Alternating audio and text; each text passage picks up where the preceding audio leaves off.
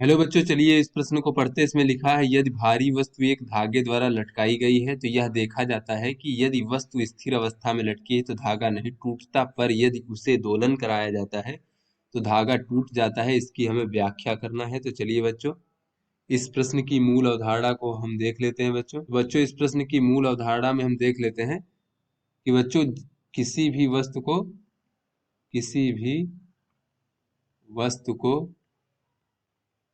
वृत्तीय पथ पर गति के लिए अभिकेंद्र बल की आवश्यकता होती है। बच्चों, अभिकेंद्र बल की आवश्यकता होती है। बच्चों, जिसकी दिशा जो है वो वृत्तीय पथ के केंद्र की ओर होती है। इसके बच्चों नाम से ही स्पष्ट है, अभिकेंद्र बल। और बच्चों, ये अभिकेंद्र बल को अगर हम एफसी से प्रदर्शित करें तो इसका मान होता है उस वस्तु का द्रव्यमान और वेग का वर्ग भागे बच्चों वृत्तीय पथ की त्रिज्या। तो बच्चों, ये हमारा अभिकेंद्र बल का मान होता है। बच्चों, तो ये अभिकेंद्र बल हमें किसी भी प्रकार से प्राप्त हो सकता है, या तो तनाव बल से, या फिर चुंबकीय बल से, या फिर गुरुत्वाकर्षण बल से, या फिर अभिलंब बल से, या फिर घर्षण बल से। बच्चों, किसी भी प्रकार के बल से हमें अभिकेंद्र बल प्राप्त हो जाएगा अगर, तो बच्चों ये जो है हमारा वस्तु वृत्तीय पथ पर गति कर पाएगा। तो चलिए बच्चों, अपने प्रश्न को हल करते हैं। तो यहाँ पर बच्चों कहा जा रहा है कि एक भारी वस्तु एक धागे द्वारा लटकाई गई है। बच्चों, तो यहाँ पर बच्चों देख लेते हैं इस प्रकार से, ये धागे द्वारा एक भारी वस्तु बच्चों मान लीजिए इस प्रकार से लटकाई गई। इसका द्रव्यमान बच्चों m है। तो बच्चों इस पर एक गुरुत्वाकर्षण बल नीचे की ओर mg इस प्रकार से लगेगा। और बच्चों यहाँ डोरी में तनाव इस प्रकार से T होगा बच्चों इस प्रकार से। तो यहाँ पर बच्चों ये हमारा वस्तु जो है ऊर्ध्वाधर दिशा में स्थिर है बच्चों। तो इस पर जो ऊपर की ओर लगने वाला बल है और नीचे की ओर लगने वाला बल, ये दोनों आपस में समान होंगे। इस प्रकार से बच्चों हमने देखा कि डोरी में तनाव T का मान जो है ये mg के बराबर है।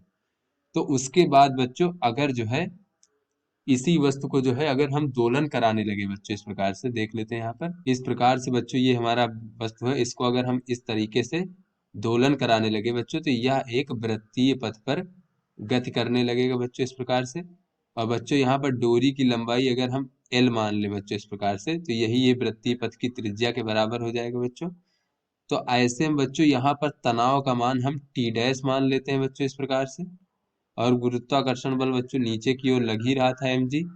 तो बच्चों इस पर एक अभिकेंद्र बल लगना चाहिए बच्चों, तभी ये वृत्तीय पथ पर गति कर पाएगा बच्चों। तो अभिकेंद्र बल देख लेते हैं बच्चों। अभिकेंद्र बल केंद्र की ओर होता है बच्चों।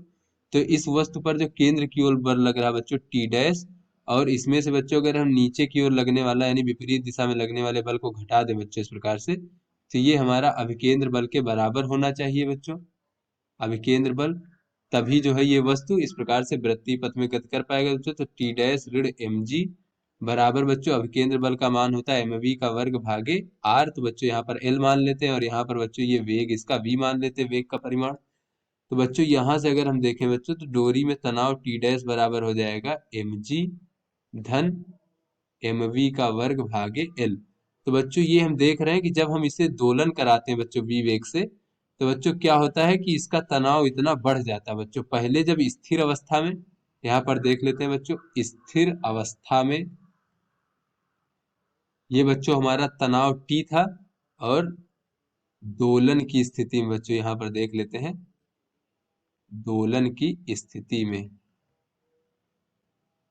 तो बच्चों दोलन की स्थिति में जो है बच्चों ये हमारा तनाव का मान बढ़ जाता है। बच्चों यहाँ पर कह सकते हैं कि चूंकि दोलन की स्थिति में वस्तु को वस्तु जो है बच्चों वृत्तीय पथ पर गति करता है, वृत्तीय पथ पर गति करता है, गति करता है, तो उससे अभिकेंद्र बल की आवश्यकता होती है, अभिकेंद्र बल की आवश्यकता होती है।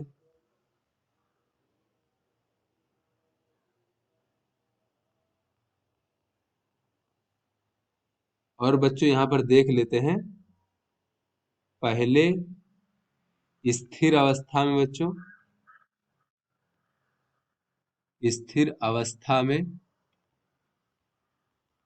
जो डोरी में तनाव था बच्चों, डोरी में तनाव का मान कम होता है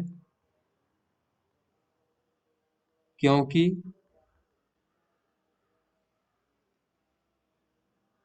इस अवस्था में तनाव को केवल केवल गुरुत्वाकर्षण बल को संतुलित करना होता है बच्चों। गुरुत्वाकर्षण बल को ही संतुलित करना होता है।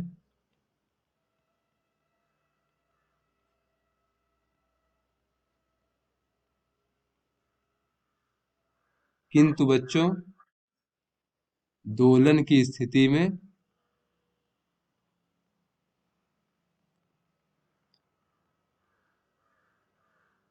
जो डोरी में तनाव होता है बच्चों, डोरी में तनाव गुरुत्वाकर्षण बल को संतुलित करने के साथ साथ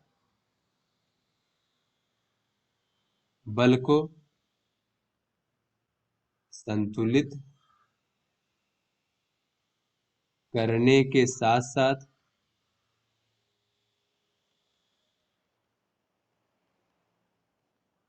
आवश्यक अभिकेंद्र बल भी प्रदान करता है।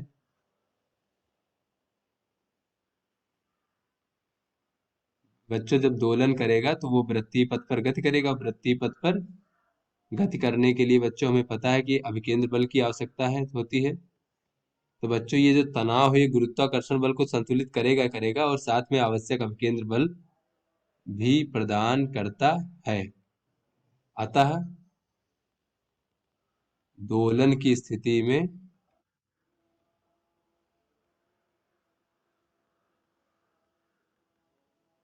डोरी में तनाव बढ़ जाता है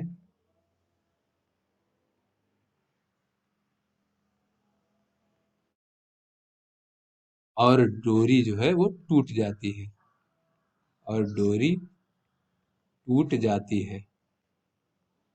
तो आशा करते हैं बच्चों ये आपको समझ में आ गया होगा। धन्यवाद।